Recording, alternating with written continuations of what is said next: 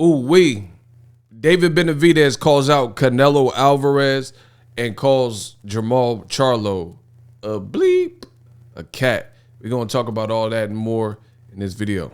You don't want to miss this one. Stay tuned.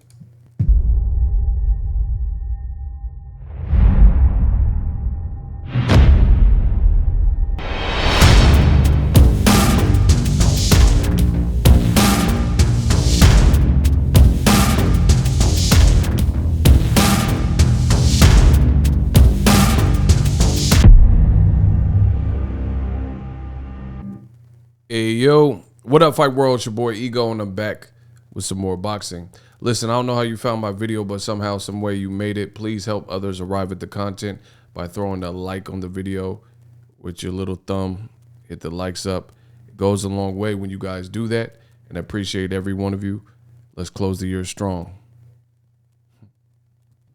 David Benavidez comes off of a sensational performance. Late replacement. Unfortunately, he couldn't fight Jose Uzcategui, who failed a VADA test, a DRUG test, and he was pulled from the comp. So the heroic Caron Davis, who gave Anthony Durrell a very tough fight, he showed up, and he showed a lot of heart, a lot of grit, a lot of determination, but he was outmatched, outclassed, outstrengthed by David Benavidez.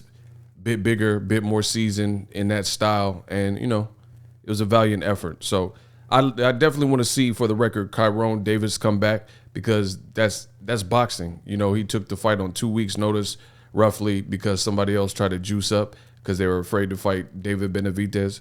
So he put up a hell of a scrap. And then you also seen how good Anthony Durrell is, because he gave David Benavidez a tough fight. And more recently, he was on the Canelo versus Caleb Plant undercard, and he had a sensational knockout. And this is a guy, Caron Davis, that gave Anthony Durrell a lot of problems. So, you know, I definitely want to see him come back. Now, I'm getting ready to play the clip. David Benavidez called out Canelo, and he also called Charlo a Pussy.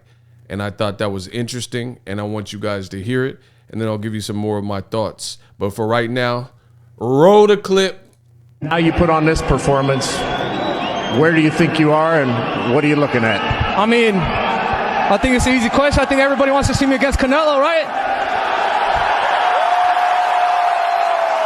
So, and you can't get into Canelo's mind, but what do you think his assessment would be after seeing you fight tonight? I don't know. I don't really care what his assessment is, but, you know, they keep putting these contenders in front of me. You know, my last fight was a WBC title eliminator. That's why I'm here holding my belts. You know, they need to give me the opportunity.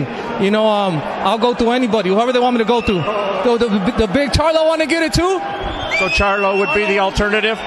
He don't want to get in the ring with me because he's a pussy. That's why.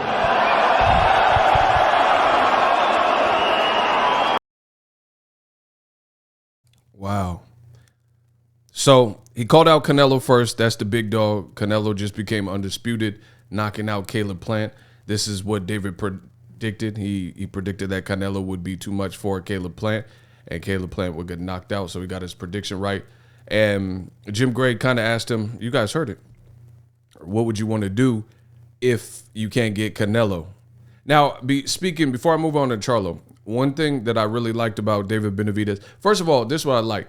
To be a true champion, that's the right attitude. To me, he's mean.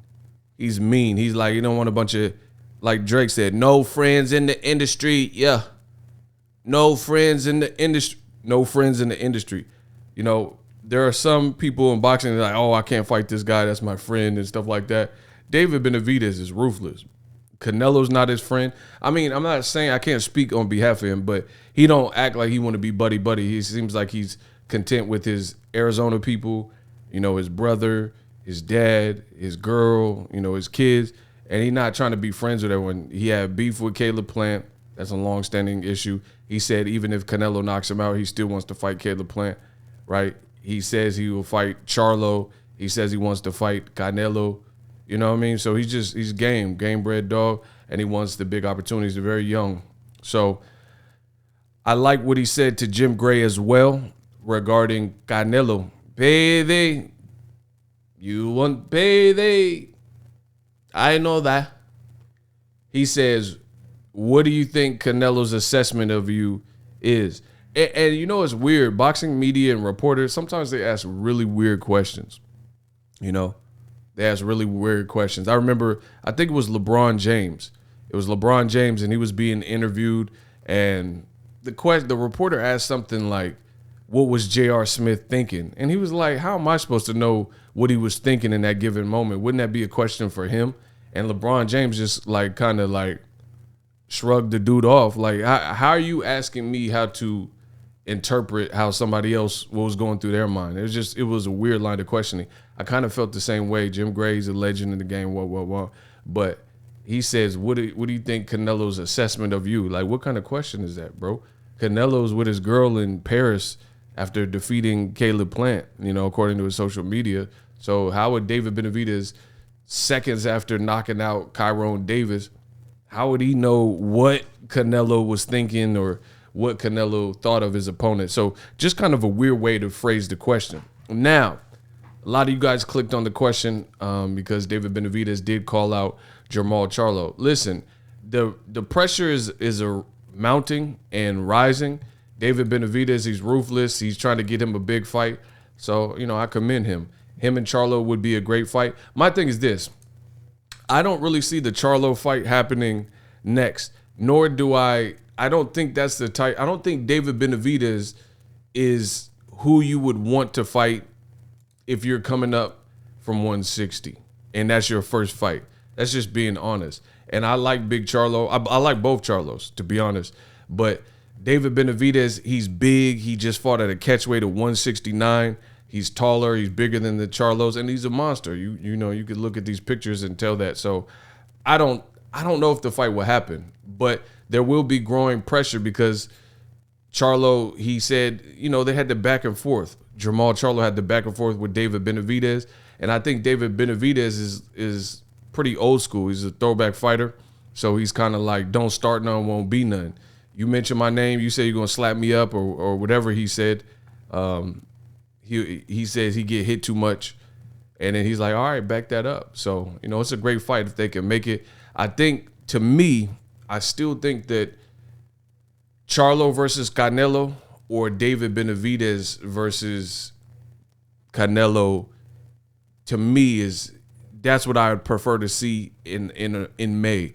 Reason being because Canelo, you know, I could go into detail, but then y'all say I'm hating, so I'll just keep it short. Canelo, he became undisputed at 168, yes, but he also had to go through certain people to get there. 2 British fighters, the WBC, he wasn't interested in being undisputed until David Benavidez lost his title for the second time. You know what I mean? So I'm still, even though he said history and stuff like that, see, boxing is very fickle because people can get these different things based on technicalities, but the real ones who know, they know.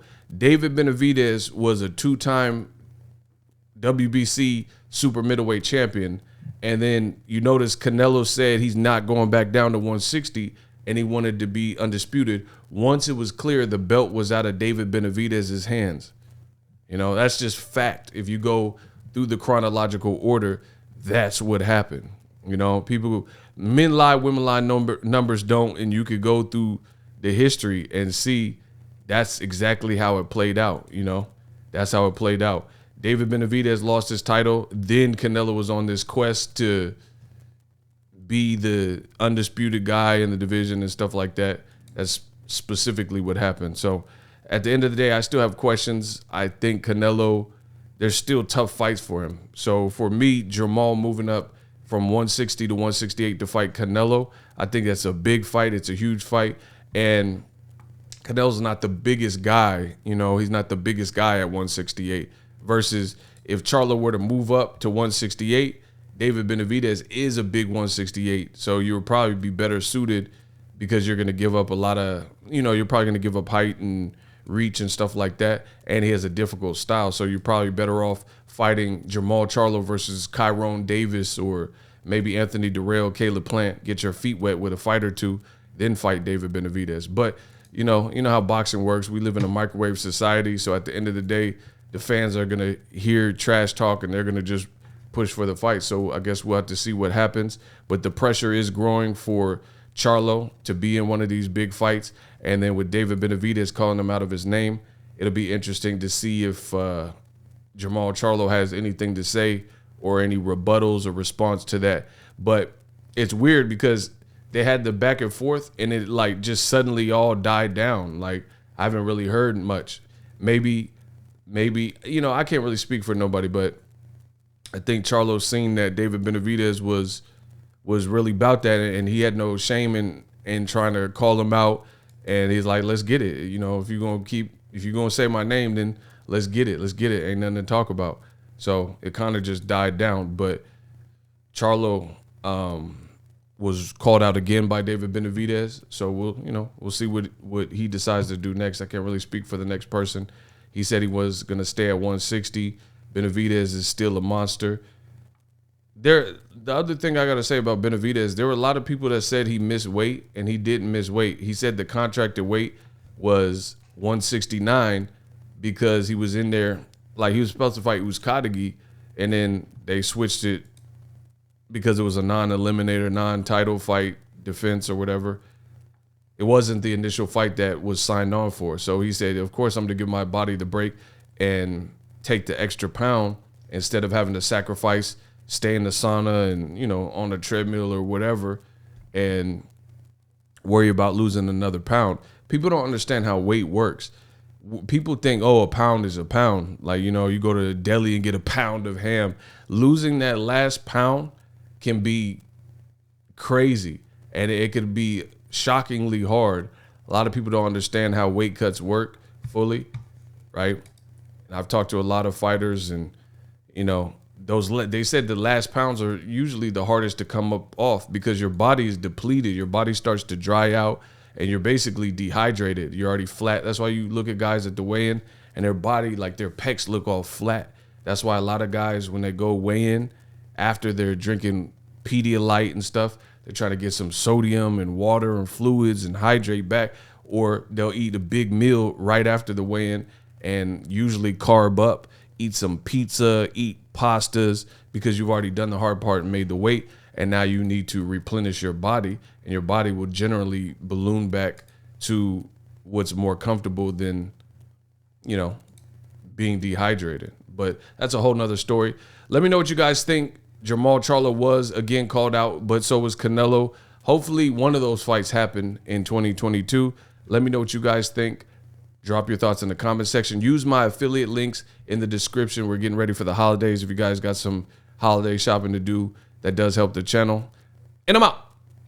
Are you tired of your YouTube videos not getting any views? Well, consider TubeBuddy. I've used TubeBuddy for years to scale up my YouTube channel. Now we're sitting over 200,000 subscribers. TubeBuddy is a browser extension that offers a ton of built-in productivity and time-saving services to take your channel to the next level. Use my link in the description to get started with TubeBuddy and level up your channel faster.